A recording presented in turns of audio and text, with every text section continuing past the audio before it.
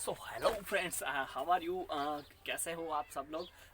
स्वागत है आपका हमारे B N K Justin English and education में। आज मैं लेकर आया हूँ दोस्तों आपके लिए एक बहुत ही ज़्यादा इंटरेस्ट टॉपिक है। एजुकेशन से रिलेटेड भी है, और उसके बाद हिस्ट्री से रिलेटेड भी है, और उसके बाद फैक्ट से अकॉर्डिंग भी है, और उसके बाद जीके से संबंधित भी टॉपिक होने वाला है दोस्तों। तो चलिए बिना देरी के मैं आपको टॉपिक का नाम बताता हूं, लेकिन उससे पहले मैं आपको एक बात कहना चाहूँगा। यदि अभी तक आपने हमारे चैनल को सब्सक्राइब नहीं किया है तो अभी के अभी चैनल को सब्सक्राइब कर लेना, ताकि हर एक new and up to date जो वीडियोज़ है वो आपके पास सबसे पहले पहुंचे। यदि आप सब्सक्राइब कर लोगे, बेल आइकन नहीं दबाओगे, तो आपके पास जो नोटिफिकेशंस नहीं आएंगे दोस्तों। तो let's start our topic name is. आज हमारा टॉपिक का नाम है चित्तौड़। क्या नाम है हमारा टॉपिक का नाम? चित्तौड़। सबसे पहले मैं आपसे हैं जो 4 कमेंट आपसे पूछना चाहता हूँ, ठीक है। 4 कमेंट में आपको वो कमेंट में जवाब देने हैं कि कमेंट है जो एक प्रकार से क्या है। तो पहला मैं आपसे क्वेश्चन पुट अप करूंगा कि क्या आपने कभी किन्हीं ऐतिहासिक स्थानों की यात्रा की है, ठीक है। ये आपको मुझे कमेंट में बताना है। उसके बाद उन स्थानों के नाम भी लिखने हैं। सेकंड नंबर का कमेंट हो गया। थर्ड नंबर पे आपको ये बताना है कि वो किस बात के लिए जाने जाते हैं, ये भी बताना है। और क्या आपने ऐतिहासिक स्थान में चित्तौड़ कहीं देखा है, चित्तौड़ का नाम सुना है, चित्तौड़ के बारे में थोड़ा सा जानते हो, तो उसके बारे में आज अपन स्टडी करने वाले हैं। और एक छोटी सी पोइम है, वो पोइम से उस पोइम के माध्यम से मैं आपको समझाने वाला हूं दोस्तों। तो स्वागत है हमारे B N K Justin English and education channel में। तो देखिए, कवि के बारे में पहले मैं थोड़ा सा बताऊंगा, और उसके बाद कविता के विषय में भी मैं आपको थोड़ा सा बताऊंगा। ये जो कविता है सुंदरलाल चौराड़िया द्वारा लिखी गई हुई कविता है। सन 1928 में प्रकाशित उनकी कविता संग्रह में ये संकलित हुई थी। अंग्रेजी भाषा में है ये कविता दोस्तों, ठीक है, इंग्लिश लैंग्वेज में है। गीत की बात, ये कविता प्राचीन जो मेवाड़ है, राज्य चित्तौड़गढ़ को ये संबोधित की गई है। इसका जो रिलेशन है वो मेवाड़ से है दोस्तों, ठीक है। चित्तौड़गढ़ की जो अमर गाथा को जो बतलाते हुए ये कविता आरंभ की गई है, जिस हिसाब से जहां पर मुगलों के विरुद्ध मुगल जो थे, ठीक है, चित्तौड़गढ़ में अनाधिकृत प्रवेश करता वहां पर थे। अनाधिकृत प्रवेश करता मतलब एक प्रकार से जबरदस्ती जगह को हड़पना, ये होता है। और जिन्होंने चित्तौड़गढ़ के क्षेत्र को हड़पने का प्रयास किया, राजपूत योद्धा, वहां पर खूब सारी ऐसी लड़ाइयाँ हुई दोस्तों। गर्मी बहुत पड़ रही है यार, सच में। तो चलिए फॉल इनटू बैक टॉपिक, ठीक है।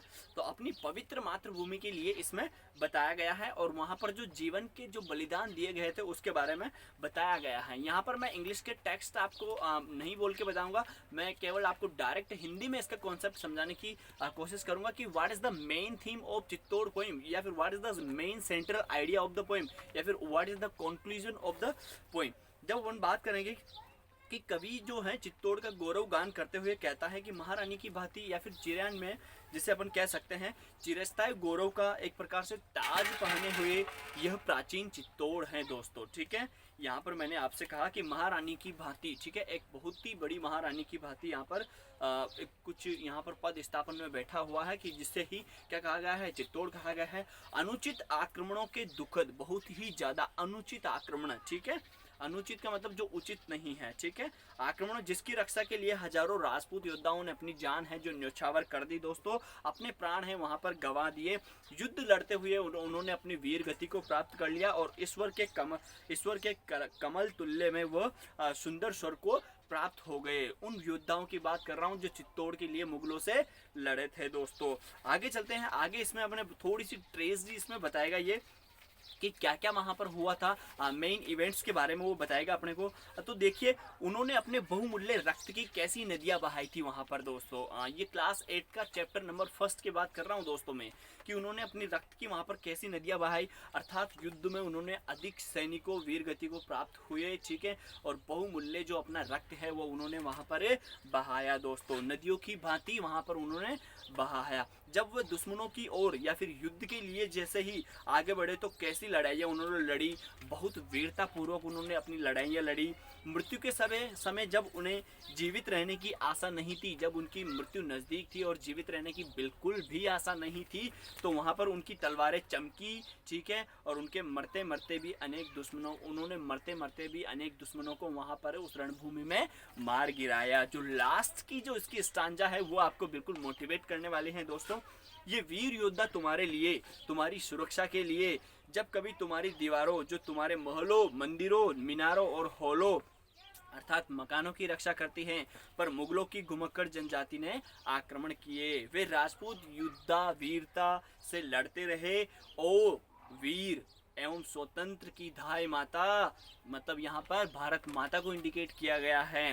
तुम तक पहुँचने का रास्ता रक्त से कितना अधिक लाल है, कि भारत माता आपके पास पहुँचने का रास्ता कितना अधिक लाल है, मतलब कितना खून बहाना पड़ता है तब जाके आपके पास आना होता है हमारा। इसका भाव यह है दोस्तों कि तुम्हारी स्वतंत्रता के लिए कितने अधिक राजपूतों ने अपना रक्त बहा है दोस्तों। तो इस प्रकार यहाँ पर राजपूतों के और मुगलों के बारे में यहाँ पर आपको थोड़ी सी एक छोटी सी पोइम के बारे में यहाँ पर आपसे इंडिकेट करवाया है, एक्सप्रेस करवाया है कि ये जो अपना एंशियंट कल्चर है, एंशियंट हिस्ट्री है, ये अपने को कहीं ना कहीं है जो नवजीवन प्रदान करती है या फिर हौसला हमें हमारा बढ़ाती है दोस्तों। तो ऐसा ही वीडियोस आपको चाहिए, हाँ, इंग्लिश टू हिंदी के जो लेसन है या फिर उनका कॉन्सेप्ट क्या है, लिटरेचर हो गया, ठीक है, 6 to 10th, 10th to 12th, 11th 12th की लिटरेचर हो गई, बीए की लिटरेचर पोर्शन हो गया, या फिर बीएड से संबंधित आपको कोई भी नॉलेज चाहिए वो दोस्तों आप कमेंट करके बता सकते हो कि आपको किसके ऊपर टॉपिक में वीडियो चाहिए। Thank you. चैनल में नए हो तो यार चैनल को सब्सक्राइब कर लेना।